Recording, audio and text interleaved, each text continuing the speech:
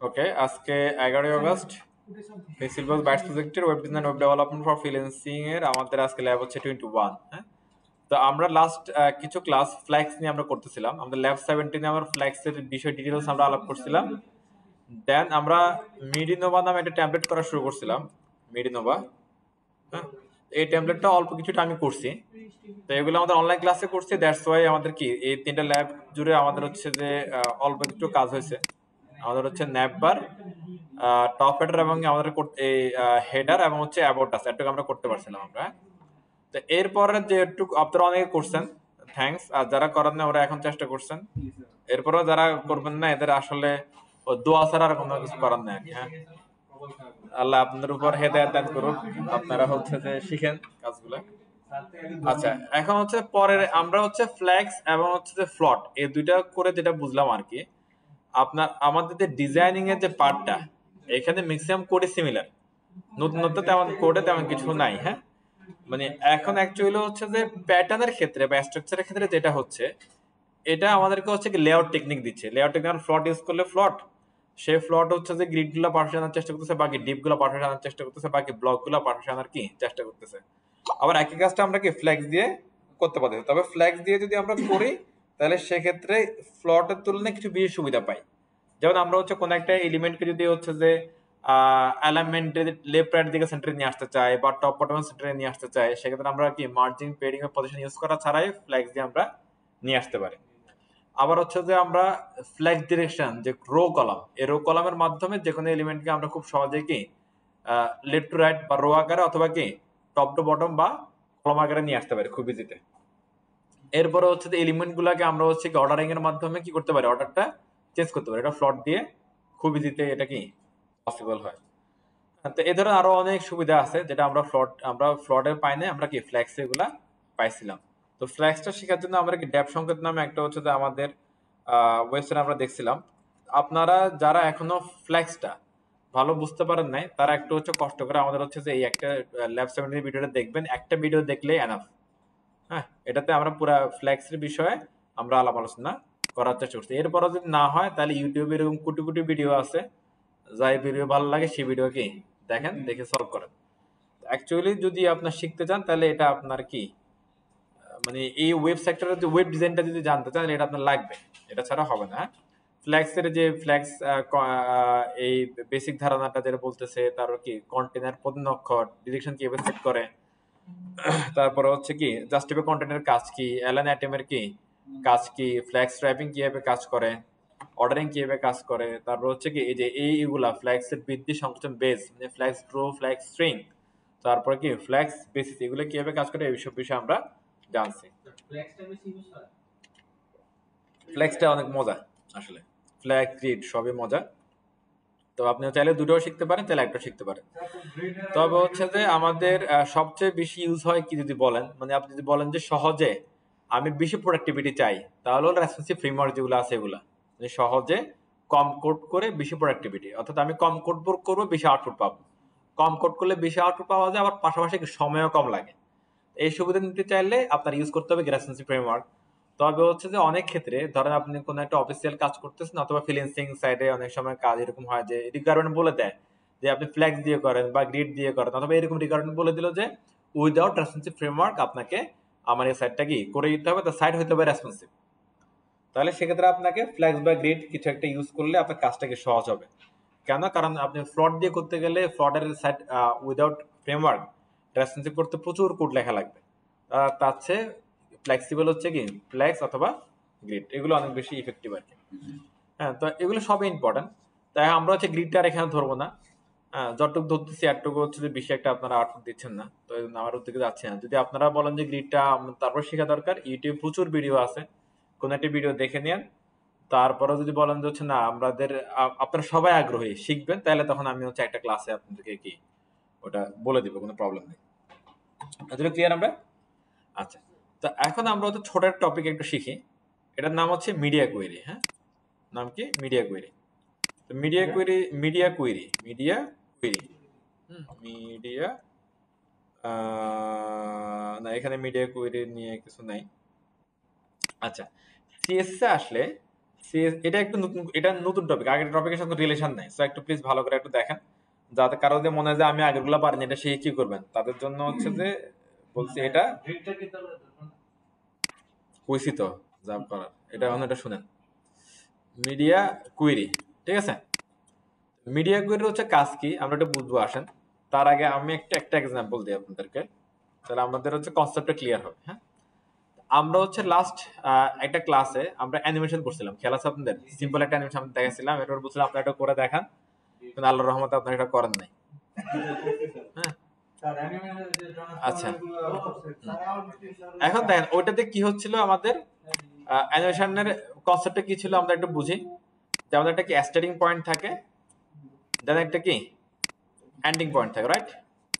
আমরা স্টার্টিং পয়েন্টকে বলে হচ্ছে ধরেন কি 0% থাকে, আবার এন্ডিং পয়েন্ট হচ্ছে কি ধরেন 100% বা ফ্রম টু হতে পারে, এগুলো কোনো বিষয় না, এটা এটা এরকম হতে পারে। তো এইভাবে আমরা হচ্ছে যে আরেকটা কাজ করছিলাম, এবার এই অ্যানিমেশনটাকে যদি ধরেন একটা সময় দিই, ধরেন লাইক কি 10 সেকেন্ড। হ্যাঁ, এই 10 সেকেন্ড সময়ের মাঝে যে সময়কালটা আছে বা ডিউরেশনটা আছে, এটাকে আমরা আরো অনেকগুলো কি ব্রেক পয়েন্টে ভাগ করছিলাম, যেমন কি 5%, 10%, 15%, 20%, খেয়াল আছে আপনাদের? সেটা কিরকম হতে পারে, ধরেন এরকম, ধরেন আমরা এটাকে এরকম করে ধরেন কি ভাগ করলাম। ওকে, দেখেন আগে ক্লিয়ার এটা? আচ্ছা, এটা আমরা এখানে করছি, ধরেন হচ্ছে যে এখানে আমরা বললাম ধরেন 0%, 10%, 20%, 30%, 40%, 50%, 60%, 70%, এখানে আসলে কি 100%, হ্যাঁ 80%, 100%। ওকে, এটা আমরা করছিলাম। যে এই পয়েন্টগুলো যেগুলো আছে, এগুলাকে হচ্ছে আমরা বলি হচ্ছে যে কি এগুলো একটা ব্রেক পয়েন্ট, এগুলো একটা কি ব্রেক পয়েন্ট, ব্রেক পয়েন্ট বা টার্নিং পয়েন্ট, ব্রেক পয়েন্ট বা টার্নিং পয়েন্ট। কোন একটা অবস্থানকে বা কোন একটা ডিরেকশনকে, কোন একটা পয়েন্টকে আমরা ব্রেক পয়েন্ট কখন বলি? ধরুন যখন হচ্ছে যে আমরা ওই একটা পয়েন্ট থেকে দিক পরিবর্তন হয়, অথবা হচ্ছে কোন একটা কি নতুন কিছু শুরু হয়। ধরুন এখানে একটা কিছু আসলো শেষ, তারপর থেকে আরেকটা কিছু শুরু, এখানে একটা কিছু আসলো শেষ, তারপর আরেকটা কিছু শুরু, এই যে পয়েন্টগুলো এগুলো হচ্ছে কি ব্রেক পয়েন্ট। যেমন হচ্ছে অ্যানিমেশন, যদি আমি এখান থেকে জিরো ধরেন লাইক সিম্পল আমরা ব্যাকগ্রাউন্ড কালার দিয়ে বলি, এখানে আছে রেড ব্যাকগ্রাউন্ড কালার, এখানে এসে ধরেন 10% এসে হয়ে গেল কি ধরেন এটা আপনার রেড, সরি গ্রিন হলো, রেড থেকে গ্রিন গেল, তাহলে একটা চেঞ্জ আসলো। তার এখান থেকে ধর 20-তে আসলো, ধরেন এখানে এসে এটা হলো ইয়েলো, তাহলে হচ্ছে কি রেড থেকে ইয়েলো, তাহলে আরেকটা চেঞ্জ আসলো, যেখানে চেঞ্জ হচ্ছে সেটা হচ্ছে আমাদের কি টার্নিং পয়েন্ট বা ব্রেক পয়েন্ট। এই যে ব্রেক পয়েন্ট যেগুলো আছে, এই ব্রেক পয়েন্ট গুলাতে আমরা যদি হচ্ছে যে আমাদের যে স্ক্রিন সাইজ গুলো আছে, হ্যাঁ স্ক্রিন সাইজ বলতে কিরকম, ধরো হচ্ছে আপনার মোবাইল স্ক্রিন বা ট্যাবের স্ক্রিন বা হচ্ছে কি মিডিয়াম স্ক্রিন লাইক ল্যাপটপ, ছোট ল্যাপটপ বা বড় ল্যাপটপ বা ডেস্কটপ, এই যে বিভিন্ন স্ক্রিন আছে, এই স্ক্রিন সাইজ গুলো যদি আমরা ধরে যদি ব্রেক পয়েন্টে বসাতে পারি, আর বিভিন্ন স্ক্রিন সাইজে যদি আমরা আলাদা আলাদা করে ডিজাইন দিতে পারি, তাহলে আমাদের ওয়েবসাইটটা খুব সহজে কিন্তু রেসপন্সিভ হয়ে যাবে। আমরা রেসপন্সিভের থিওরিটা একটু বুঝি, কনসেপ্টটা একটু বোঝার চেষ্টা করি, রেসপন্সিভনেসটা আসলে কি। হ্যাঁ, আমরা এখন দেখবো, দেখা যায় হচ্ছে যে কোনো একটা ওয়েবসাইট, স্পেসিফিক যে কোনো ওয়েবসাইট, সেটা হতে পারে ধরেন W3 স্কুল, হতে পারে ড্যাপসংখ্যা.com, হতে পারে প্রথমআলো.com, এনি কাইন্ড অফ ওয়েবসাইট, দেখবো যে হচ্ছে কি একই ওয়েবসাইট বিভিন্ন ডিভাইসে ওপেন হচ্ছে, কোনো প্রবলেম হচ্ছে না। প্রবলেম বলতে কি, ধরেন সাইটটা কি চ্যাপ্টার হয়ে যায় না, কন্টেন্ট গুলো কি হারায় যায় না, নষ্ট হয়ে যায় না, ভেঙে যায় না, বা একটার উপর একটা কি উঠে যায় না, এ ধরনের প্রবলেম কিন্তু আমরা এখন কি দেখি না। হ্যাঁ, কি হয় এখানে, যে ওয়েবসাইটটা যে ডিভাইসে ওপেন হোক না কেন, সেই ডিভাইসের যে উইড থাকে, সেই উইড অনুযায়ী কন্টেন্ট গুলো ফিট হয়ে যায়, তাই না? হয়তো বা কি কন্টেন্টটা কিছুটা সাইজ কিছুটা ছোট হচ্ছে, হয়তোবা হচ্ছে কি ব্লগ গুলা পাশাপাশি ছিল বড় স্ক্রিনে, কিন্তু ছোট স্ক্রিনে আসলে এগুলো কি নিচে নিচে চলে আসতেছে। হ্যাঁ, এই যে একটা আপনার এখানে ঘটনা ঘটতেছে, এটাকে বলা হচ্ছে কি রেসপন্সিভ টেকনিক। হ্যাঁ, অর্থাৎ যে কোনো একটা ওয়েবসাইট সে মাল্টি ডিভাইসে ওপেন হতে পারবে, ডিভাইসের উইড অনুযায়ী কি ফিট হবে, ফিট হয়ে কন্টেন্ট গুলো কি ফিট করবে, কন্টেন্ট গুলা আপনার কি নষ্ট হয়ে যাবে না, চ্যাপ্টা হয়ে যাবে না, ব্যাকটপ রাইটটাকে উঠে যাবে না, অথবা স্ক্রিনের কি বাইরেও চলে যাবে না, মানে কোনো স্ক্রল বার আসবে না। যে এই ধরনের একটা প্রসেস, এই প্রসেসকে বলা হচ্ছে কি রেসপন্সিভ বলা হচ্ছে, রেসপন্সিভ টেকনিক এটা। হ্যাঁ, তো এখন এটা কিভাবে পসিবল দেখেন। এখন মনে করেন যে এই লেখাটা, ধরেন কথার কথা হচ্ছে যে এটা লিখতে আমরা এখানে ধরেন 70 আর 60 পিক্সেল আমরা ইউজ করলাম। এখন এটা যদি একটা ছোট স্ক্রিনে নিয়ে আসি আমরা, এটা ছোট হয়ে গেছে না? হ্যাঁ, এখন এটা হতে পারে 20 পিক্সেল বা 30 পিক্সেল, আর বড় স্ক্রিনে গেলে এটা কি 60 পিক্সেল বা 70 পিক্সেল, তার মানে এটা কি স্ক্রিন সাইজ অনুযায়ী ছোট হচ্ছে। এটা যদি এই স্ক্রিনে ওইরকম 60-70 পিক্সেল থাকতো তাহলে দেখা যেত এটা কি ভেঙে যেত, অথবা হচ্ছে যে এটা কি বড় হয়ে নিচের দিকে চলে আসতো, অথবা কি বাইরের দিকে চলে যেত। হ্যাঁ, এটা হয় না, এটা হয় না দেখে সাইডটা সুন্দর আছে। দেখেন এই কন্টেন্ট গুলো দেখেন বড় স্ক্রিনে পাশাপাশি বসতেছে কিন্তু ছোট স্ক্রিন নিচে নিচে, মানে আমার কন্টেন্ট হারাচ্ছে না। আবার আমার স্ক্রিনটা কি নষ্ট হচ্ছে না, চ্যাপটা হচ্ছে না। আবার নিচে দিয়ে দেখেন কোন স্কেল বারও কি নাই। মানে এটা কিভাবে সম্ভব এটা আমাদের শিখতে হবে। আবার এখানে একটা জিনিস দেখেন, আমি যখন ছোট স্ক্রিনে আনতেছি আমার তো হচ্ছে কন্টেন্ট চেঞ্জ হচ্ছে না, ডিজাইনও চেঞ্জ হচ্ছে না, শুধুমাত্র কি প্যাটার্ন চেঞ্জ হয়ে যাচ্ছে, শুধুমাত্র কি প্যাটার্ন চেঞ্জ হচ্ছে, মানে স্ট্রাকচার চেঞ্জ হচ্ছে। তবে চাইলে আমরা ডিজাইন চেঞ্জ করতে পারবো, কোনো অসুবিধা নেই। আপনি জাস্ট একটু চিন্তা করেন তো, এগুলো নিয়ে আমরা একটু ভাবি। হ্যাঁ, ধরেন আমরা এগুলো, এটা আমরাই করছি, ধরেন ধরেন এটা ফ্লেক্স দিয়ে করছি, তাহলে এগুলা তিনটা ধরেন ব্লক পাশাপাশি বসছে, তাহলে এখানে কি হচ্ছে ফ্ল্যাগ ডিরেকশন ধরেন কি রো, তাই না বিষয়টা? ফ্ল্যাগ ডিরেকশন আমরা অ্যাপ্লাই করছি, কেউ করছেন এখানে? তাহলে এরকম কোন ব্লক পাশাপাশি বসতে হলে কি লাগে, ফ্ল্যাগ ডিরেকশন কি রো হয়। এবার যখন ধরেন এটা ছোট স্ক্রিনে আসলো দেখেন নিচে নিচে চলে আসছে, এটা ফ্ল্যাগ ডিরেকশন কি কলাম, তাই না বিষয়টা? এখন আমার হচ্ছে যে এই যে আপনার একটা ব্রেক পয়েন্ট বুঝতেছি, ধরেন এখানে যে নর্মাল একটা সিএসএস থাকে আমাদের, রাইট? ধরেন একটা নর্মাল সিএসএস আমরা করলাম, সেখানে আমরা বলে দিলাম কি যে এগুলোর জন্য বললাম ডিসপ্লে ফ্ল্যাক্স, আর বললাম ফ্ল্যাগ ডিরেকশন কি রো, তাহলে সবগুলো পাশে আসলো। এবার ছোট যে স্ক্রিনটা, একদম ছোট স্ক্রিন, এটার নাম হচ্ছে ধরেন কি মোবাইল স্ক্রিন, কথাটা তো ধরলাম এটা কি মোবাইল স্ক্রিন। ধরেন আমার হচ্ছে কি এই যে অ্যাডটুক এরিয়া যেটা, এটা ধরেন হচ্ছে কি মোবাইল স্ক্রিন। হ্যাঁ, অ্যাডটুক এরিয়া যেটা, এটা ধরেন হচ্ছে কি আমার মিডিয়াম স্ক্রিন বা ট্যাব। এটা যেটা আছে এটা ধরেন হচ্ছে কি ল্যাপটপের স্ক্রিন বা মিডিয়াম। এটা যেটা আছে এটা ধরেন কি লার্জ স্ক্রিন বা ডেস্কটপ, এরকম ধরো আমরা কিছু স্ক্রিন ভাগ করলাম। ধরেন এটা ধরলাম হচ্ছে কথার কথা হচ্ছে কি ধরেন মোবাইল স্ক্রিন, এটা ধরলাম ধরেন হচ্ছে কি ট্যাবের স্ক্রিন, এটা ধরলাম ধরো কি ল্যাপটপের স্ক্রিন, এটা ধরলাম হচ্ছে কি আমরা জাস্ট এক্সাম্পল। এবার এখানে ধরো আমরা রেশিও সেট করতেছি একটা, ধরেন এটা রেশিও সেট করলাম ধরেন 0 থেকে ধরেন 400, এগুলো জাস্ট এক্সাম্পল আর কিছু না। এখানে ধরেন বললাম কি 400, 1 থেকে ধরেন 800, এগুলোর পিক্সেল স্ক্রিনের সাইজ। এই যে আমার একটা স্ক্রিন, এটা এই স্ক্রিন একটা সাইজ আছে না, এটা এটা স্ক্রিন সাইজ কত দেখেন তো, এটা হচ্ছে কি 920 পিক্সেল হচ্ছে কি উইডের দিকে। হ্যাঁ, এই তো এখন এরকম স্ক্রিন সাইজ আমরা এখানে নিচ্ছি ধরেন 0 থেকে 400 মোবাইল স্ক্রিন, 400 1 থেকে 800 এটা হচ্ছে কি ট্যাবের স্ক্রিন। হ্যাঁ, এরপরে দিলাম কি ধরেন 800 1 থেকে শুরু করে 1200, এটা হচ্ছে কি ল্যাপটপ স্ক্রিন, জাস্ট এক্সাম্পল। এরপরে এটা দিলাম কি 1200 1 থেকে শুরু করে 1400 স্ক্রিন। ঠিক আছে, এটার মধ্যে আর কোনো সমস্যা নেই। এবার দেখেন এই যে এটা ধরেন যে মুডে আছে আমাদের ওয়েবসাইটটা, এই মুডটা আমরা মনে মনে ধরে দিলাম এটা একটা মোবাইল স্ক্রিন, তাহলে এটা সাইজ কত 0 থেকে কি 400 পিক্সেল। এখন আমরা এই যে একটা ব্রেক পয়েন্ট, একটা রেঞ্জ, এই রেঞ্জের মধ্যে যদি এসে বলে দিই যে display flax flag direction column তার জন্য, এই এরিয়াটার জন্য, এই ব্লকগুলোর জন্য, তাহলে দেখা যাবে যে কি এই রেঞ্জে বা এই ব্রেক পয়েন্ট বা এই রেশিওতে এসে আপনার এই এরিয়ার জন্য সিএস কোড হবে কি ফ্ল্যাগ ডিরেকশন কলাম, তাহলে এগুলো নিচে চলে আসবে। আবার এই এরিয়ার জন্যই ধরো হচ্ছে আমরা কি এই যে ডেস্কটপ ডিভাইসে আসলে এগুলো তখন থাকবে কি পাশাপাশি। ওকে, তখন আমরা আবার এখানে এই এরিয়ার জন্য আবার সেম কোড লিখবো, ফ্ল্যাগ ডিরেকশন তখন হয়ে যাবে কি রো, তাহলে এগুলো পাশে চলে আসবে। তাহলে আমরা এখানে এতটুকু বুঝতে পারতেছি যে একই এরিয়ার জন্য আমরা যদি হচ্ছে এভাবে ব্রেক পয়েন্ট ম্যানেজ করতে পারি তাহলে আমরা আলাদা আলাদা কোড লিখতে পারবো। এটা বুঝতে পারতেছি? এখন এটা দেখেন এখান থেকে HTML কিছু চেঞ্জ হচ্ছে না, তার মানে HTML কোডে আমাদের কোনো কিছু হাত দিতে হবে না, আমাদের কাজ করতে হবে কোথায়, CSS কোডে। CSS কোডে একই কোডের জন্য একই HTML এলিমেন্টের জন্য আমরা আলাদা আলাদা করে ব্রেক পয়েন্ট ডিক্লেয়ার করতে পারবো, আলাদা আলাদা ব্রেক পয়েন্টে আলাদা আলাদা করে আমরা কি CSS কোড লিখে বলে দিতে পারবো যে কোন ব্রেক পয়েন্টে অথবা কোন স্ক্রিনে এগুলা হচ্ছে কি কোন প্যাটার্নে আমাদের সামনে আসবে বা আউটপুটে আসবে। ক্লিয়ার? এটা হচ্ছে রেসপন্সিবল হচ্ছে কি মেন টেকনিক বা হচ্ছে কি থিওরি। ক্লিয়ার সবাই? বা কনসেপ্ট। এবং হচ্ছে কি মিডিয়া কোয়েরির কনসেপ্টটাকে, মানে মিডিয়া কোয়েরি রেসপন্সিভ আসলে কি ঘটনাটা একই, মিডিয়া কোয়েরি ইউজ করে রেসপন্সিভটা হয়, মিডিয়া কোয়েরি ইউজ করে কি হয় রেসপন্সিভটা হয়। ওকে, মিডিয়া কোয়েরির কাজ কি? মিডিয়া কোয়েরির কাজ হচ্ছে কি একটা ওয়েবসাইটে রেসপন্সিভ করার জন্য কি সাপোর্ট দেওয়া। এখন আমাদের দেখতে হবে যে মিডিয়া কোয়েরি কাজ করে এটা কিভাবে, মিডিয়া কোয়েরি কাজ করে এটা কিভাবে। মিডিয়া কোয়েরিতে আমরা এই ব্রেক পয়েন্টগুলো সেট করতে পারি, মিডিয়া কোয়েরিতে কি করতে পারি আমরা এই ব্রেক পয়েন্টগুলো কি সেট করতে পারি, কিভাবে সেট করে এটা আমাদের শিখতে হবে। এগুলো ক্লিয়ার আমরা? Okay nice. এবার এখানে দেখেন এটা খুবই সহজ,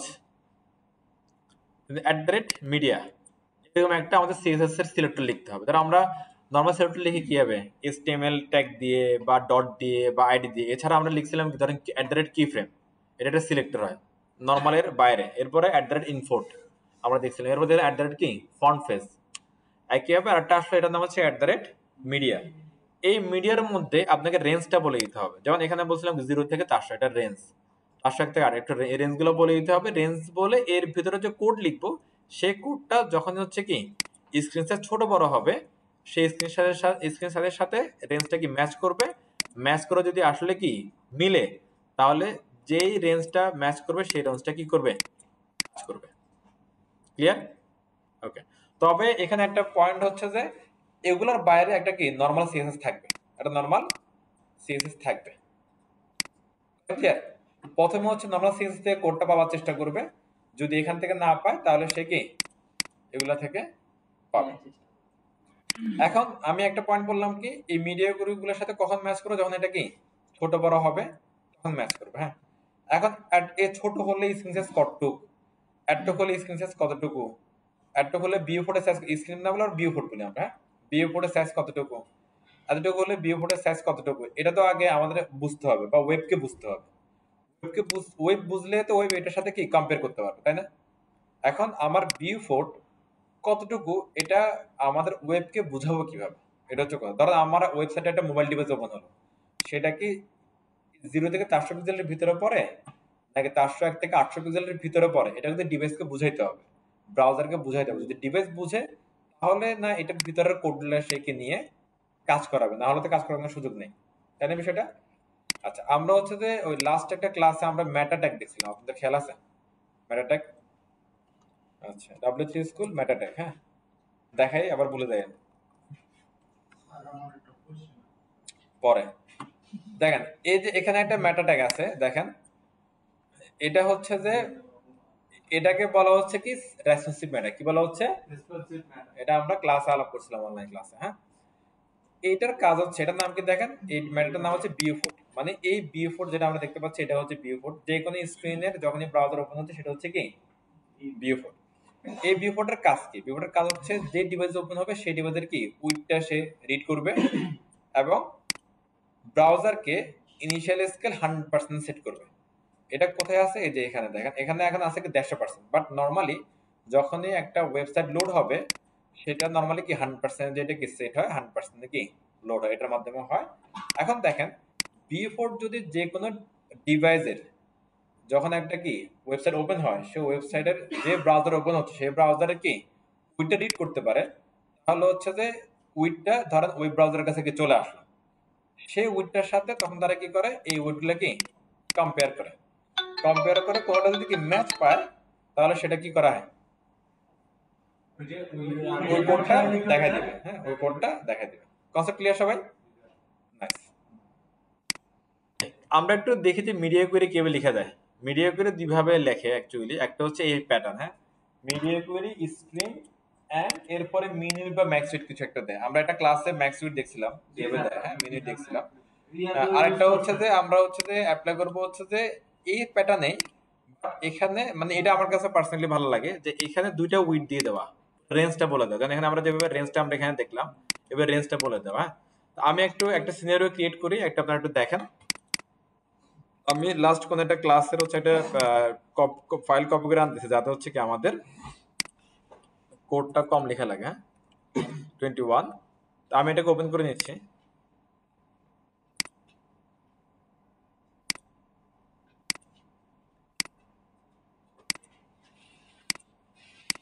ওকে, ল্যাপটপ এটা ওপেন করে নিলাম। এখানে কি কি আছে, আমাদের যে লেআউট নামে একটা কি ফাইল আছে, তো এখান থেকে আমি ধরেন সব ফেলে দিলাম, কিছু দরকার নেই।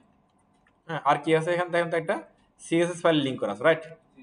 আর এই সিএসএস ফাইলটা অ্যাসেটের ভিতরে এখানে আছে। এখানে আমার কিছু লাই ফেলে দিলাম। এটা রান করে একটু ভালো করে একটু প্লিজ দেখেন একটু সিম্পল। এখানে আমি একটা এই যে বডি জেনারে সিলেক্ট লিখতেছি, বডি।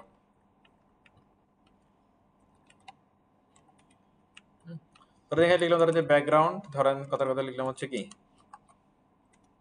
টিল। ওকে, আমি এই ফাইলটাকে একটু হচ্ছে যে মজিলাতে একটু ওপেন করি। কারণ মোজিলাতে রেসপন্সিভ ভিউটা ভালো দেখা যায় আর কি। হ্যাঁ, মোজিলা ফায়ারফক্স। হ্যাঁ, দেখেন তো এখানে হচ্ছে টিল কালারে দেখাচ্ছে।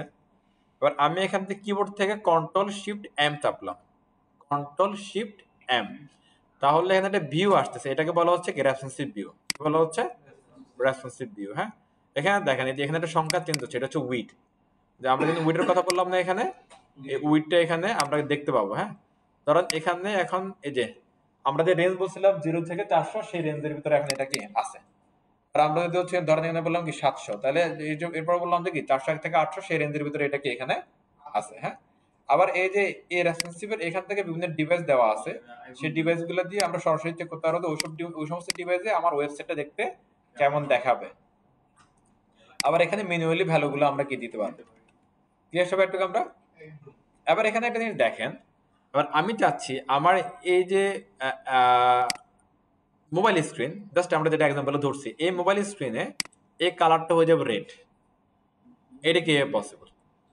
আমার এলিমেন্টে আমি কোনো কিছু চেঞ্জ করতেছি না, কিন্তু শুধু সিএসএস এসে কি চেঞ্জ করে দেবো। এই চেঞ্জের জন্য আমাদের লাগবে হচ্ছে কি মিডিয়া কোয়েরি। কি লাগবে?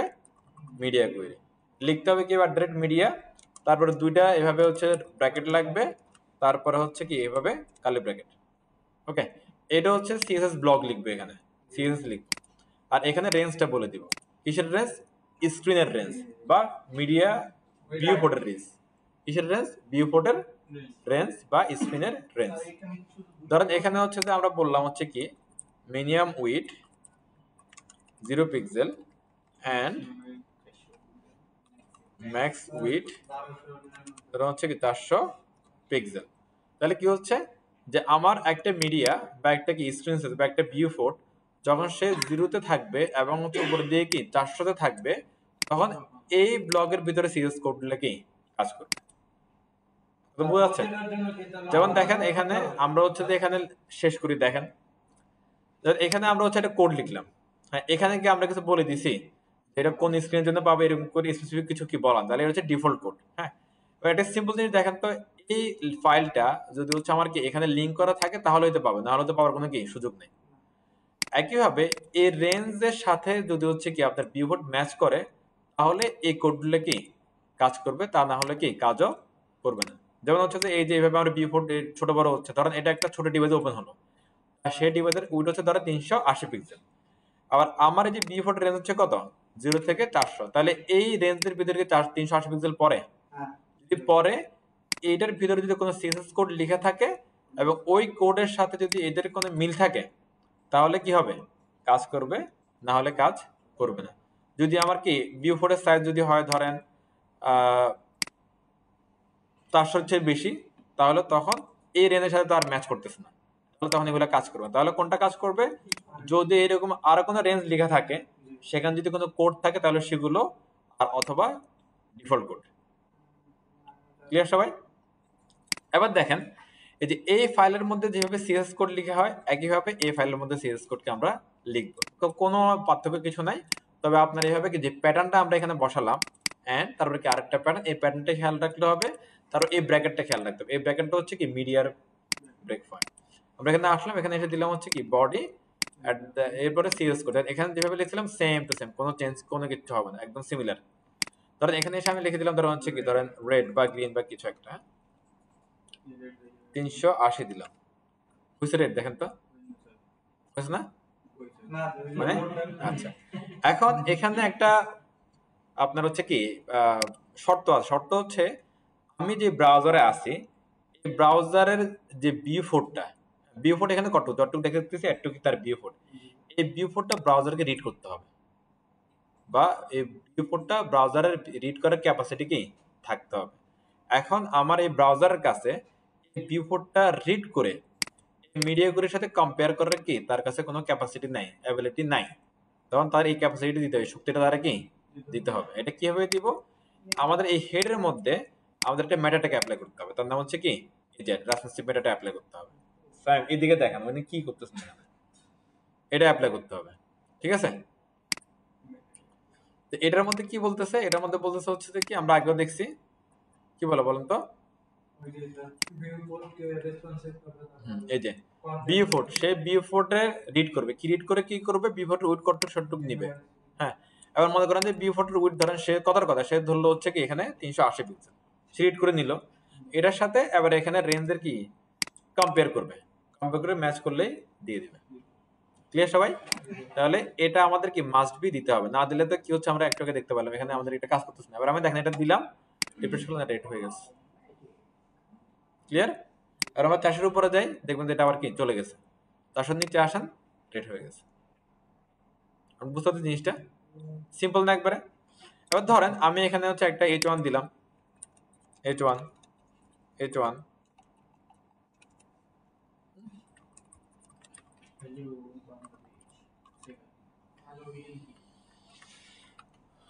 ওকে, এখানে আসেন, ধরেন আমি এখানে আসলাম, লিখলাম H1, বললাম হচ্ছে কি ধরেন ফন্ট সাইজ, হ্যাঁ ধরো হচ্ছে 80 পিক্সেল। ওকে, এবার হচ্ছে যে এখানে আমরা বললাম হচ্ছে ধরেন হচ্ছে একটা কালার দিয়ে দিই একটা,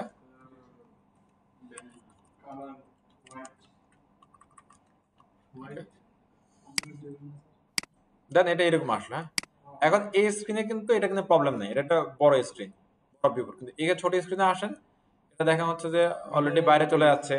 হ্যাঁ, আবার হচ্ছে এটা যদি হলো আমরা একটা স্লাইডার হতো, সেখানে এত বড় টেক্সট আসলে ভালো লাগবে না, আমার স্ক্রিনটা পুরোটাই নষ্ট হয়ে যাবে। এই স্ক্রিনে কি হতে পারে, আর যদি টেক্সট সাইজটা স্ক্রিন সাইজের অনুযায়ী ছোট হয়ে যায়, তাহলে ব্যাপারটা ভালো। এটা কিভাবে ঘটায়, আবার আপনাকে মিডিয়া কোয়েরিতে আসতে হবে, কোন স্ক্রিন যদি আপনি করবেন সেই স্ক্রিনের রেঞ্জটা আপনাকে কি লিখতে হবে, বা ওই ভিউ কোডটা আপনাকে লিখতে হবে, লিখার পরে এখানে এসে বাই কোডটা আপনাকে কি বলে দিতে হবে, যে শুধু আমি ধরেন বললাম যে আমাদের কালার চেঞ্জ হবে না, শুধুমাত্র কি ফন্টস চেঞ্জ হবে, তাহলে এখানে শুধু ফন্টস লিখে ধরেন এখানে বলে দিলেন ধরেন কি 20 পিক্সেল, তাহলে আমার এই রেঞ্জের জন্য আমার এই জোনের সাইজ হয়ে যাবে কত, 20 পিক্সেল। ক্লিয়ার? কোন ঝামেলা? এবার দেখেন সেটা বাড়াই না, ঘটনা বুঝেন। এবার ধরো হচ্ছে যে আমরা এখানে আরেকটা রেঞ্জ লিখবো, তো আমি এখানে লিখলাম ধরো হচ্ছে কি 401 থেকে শুরু করে ধরেন দিলাম, আমি দিলাম 800। হ্যাঁ, এবার ধরেন এখানে এসে আমি বললাম যে এটা গ্রিন হবে, হতে পারে না? এরপর ধরেন এখানে বললাম হচ্ছে এটা কি 40 পিক্সেল হবে, আমার রেঞ্জ দেখেন কত, এখানে 562। তার মানে আমার হচ্ছে 401 থেকে 800 যে রেঞ্জ, ওই রেঞ্জের ভিতরে আমরা আছি, এটা চেঞ্জ হয়ে গেছে। দেখেন এটা হলো যে মিডিয়া কোয়েরির মেন কাজ হচ্ছে কি এটা। হ্যাঁ, এইভাবে আমাদের একটা সাইটকে আমরা খুব সহজে, হ্যাঁ, বিভিন্ন প্যাটার্ন বিভিন্ন স্ক্রিনে কেমন হবে সেটা বলে দিতে পারবো, আর সে খুব স্মুথলি রেসপন্সিভ হয়ে যাবে। ক্লিয়ার সবাই? খুবই সিম্পল জিনিস। একটু প্লিজ একটা অ্যাপ্লাই করেন তো এটা একটু। আবার এখানে আপনার একটা কোশ্চেন থাকতে পারে যে আমরা কি এরকম মিডিয়া করে তাহলে সব স্ক্রিনের জন্য লিখবো? উত্তর হচ্ছে যে না, সব স্ক্রিনের জন্য লিখতে হবে না। যে স্ক্রিনে আপনার নিট, যেখানে আপনার সাইটটা ভেঙে যাচ্ছে, বা আপনার মনে হচ্ছে যে এখানে এটা অ্যাপ্লাই করার দরকার, অ্যাপ্লাই করলে রেসপন্সিভটা হবে, সেই স্ক্রিনে আপনি এটা অ্যাপ্লাই করবেন। হ্যাঁ, একটা জিনিস একটু দেখে তারপরে আপনারা অ্যাপ্লাই শুরু করেন। তাহলে আমরা যদি হচ্ছে যে রেসপন্সিভ ফ্রেমওয়ার্ক ইউজ করি, আমরা বুটস্ট্র্যাপ শিখবো এখানে। হ্যাঁ, এক্ষেত্রে এটা একটা জিনিস দেখেন, বুটস্ট্র্যাপে আসলে আপনি একটা জিনিস পাবেন যে ব্রেক পয়েন্ট নাম। হ্যাঁ, ওরা হচ্ছে যে 6টা ব্রেক পয়েন্ট এখানে রাখছে, 6টা ব্রেক পয়েন্ট। এটা হচ্ছে ওদের মধ্যে স্ট্যান্ডার্ড ব্রেক পয়েন্ট, বলা হচ্ছে কি extra small, small, medium, large, extra large, extra extra large. Okay, তো এক্সট্রা স্মলের সাইজ হচ্ছে ওদের মধ্যে 0 থেকে 575, স্মলের সাইজ 576 থেকে 767, মিডিয়ামের সাইজ 768 থেকে 991, লার্জের সাইজ 992 থেকে 1199, এক্সেল বা কি এক্সট্রা লার্জের সাইজ হচ্ছে 1200 থেকে শুরু করে 1399, আর 1400 থেকে শুরু করে উপরের দিকে যা আছে সবগুলো হচ্ছে এক্সট্রা এক্সট্রা লার্জ। আপনারা চাইলে এই ব্রেক পয়েন্টগুলো ইউজ করতে পারেন এভাবে, অথবা আপনাদের মতো করে যে কোনো একটা রেঞ্জ ধরে একটা ব্রেক পয়েন্ট কি লিখতে পারেন, কোনো অসুবিধা নেই। ক্লিয়ার সবাই? ওকে, আপাতত হচ্ছে যে এটার একটা অ্যাপ্লাই করেন। এখন কি করবেন, একটা HTML ফাইল নেবেন, CSS ফাইল কানেক্ট করবেন, সিম্পল জাস্ট কি বডি বা H1 কিছু একটা নিয়ে তারা এইভাবে একটা কোড লিখেন, দেন একটা মিডিয়া করে লিখেন, মিডিয়া করে একটা বুঝে একটা অ্যাপ্লাই করে প্লিজ। ঠিক আছে? আপনি কি প্যাটার্নটা দেখছেন না কিভাবে লিখছি আমরা? এটা প্লিজ সবাই একটু করেন, এখনই করেন। তাহলে হচ্ছে আমরা মিডিয়া করে কিভাবে কাজ করে বুঝলাম।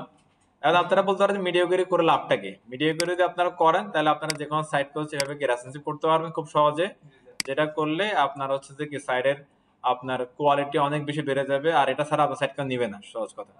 হ্যাঁ, এবং হচ্ছে যে আপনার এই যে রেসপন্সিভ ফ্রেমওয়ার্ক গুলো অটোমেটিক্যালি কিভাবে রেসপন্সিভ করে ওয়েবসাইটটাকে, সেটা আপনি খুব আরামসে বুঝতে পারবেন। তাহলে এটা ডিভাইস চেঞ্জ হলে ছোট হয়ে যাচ্ছে, বড় হয়ে যাচ্ছে, এটা না হলে বোঝার কোনো উপায় নাই। ওকে, তো এটা নিয়ে হচ্ছে যে আপাতত আপনারা এতটুকু বুঝেন, আর বেশি হলো যে অ্যাপ্লাই করার দরকার নেই, কারণ আমি চাচ্ছিলাম শুধু কনসেপ্টটা আপনারা বুঝেন। আমরা মেইনলি হচ্ছে কাজ করবো হচ্ছে কি রেসপন্সিভ ফ্রেমওয়ার্ক দিয়ে। তো আজকে রাতটাও আপনার কাছে সময় আছে, আপনারা হচ্ছে যে প্রিভিয়াস ফ্ল্যাক্সের আমাদের যে ল্যাব 17 এর যে ভিডিওটা এটা একটু ভালো করে থেকে ফ্ল্যাক্সটা একটু ক্লিয়ার করার চেষ্টা করেন। কারণ যখন হচ্ছে যে আমাদের রেসপন্সিভ ফ্রেমওয়ার্কের বাইরে যে কোনো কাজ করতে হবে অথবা রেসপন্সিভ ফ্রেমওয়ার্ক যদি কোনো লিমিটেশন থাকে সেই লিমিটেশনটা বাদ দিয়ে আমাদের মতো করে যদি কোনো কোড করতে হয়, সেখান যদি লেআউট টেকনিক প্রয়োজন হয় তাহলে আমাদের অবশ্যই ফ্লট ফ্ল্যাক্স কিছু একটা ইউজ করতে হবে। হ্যাঁ, এবং হচ্ছে যে এছাড়াও মানে আমাদের যে ব্লক এলিমেন্ট গুলো আছে সেগুলো শুধুমাত্র যে স্ট্রাকচার বানানোর জন্য কাজে লাগে তা না, কন্টেন্ট বানানোর জন্য কাজে লাগে, তাই না? তো সেই সব কন্টেন্ট এলিমেন্টের ক্ষেত্রে সেগুলো তো অনেক সময় কি পাশাপাশি নিতে হবে, অনেক সময় উপরে নিচে আনতে হবে, তো সেক্ষেত্রেও ফ্ল্যাক্সটা আমাদের ডেফিনেটলি লাগবে। তো এই জন্য ফ্ল্যাক্সের যদি কোনো কনসেপ্ট আপনার কাছে মিসম্যাচ এখনো থাকে সেগুলো প্লিজ আজকের মধ্যে একটু ক্লিয়ার করেন। আর আগামীকালকে যদি আপনাদের উপস্থিতি ভালো থাকে তাহলে আমরা হচ্ছে যে বুটস্ট্র্যাপ ফ্রেমওয়ার্কে চলে আসবো, অথবা যে উপস্থিতি যদি এখনো এরকম যেরকম আছে এরকম থাকে তাহলে আমরা গিটহাবটা ধরবো। ওকে, তো আজকে এই পর্যন্তই, সবাই ভালো থাকেন, আল্লাহ হাফেজ, আসসালামু আলাইকুম।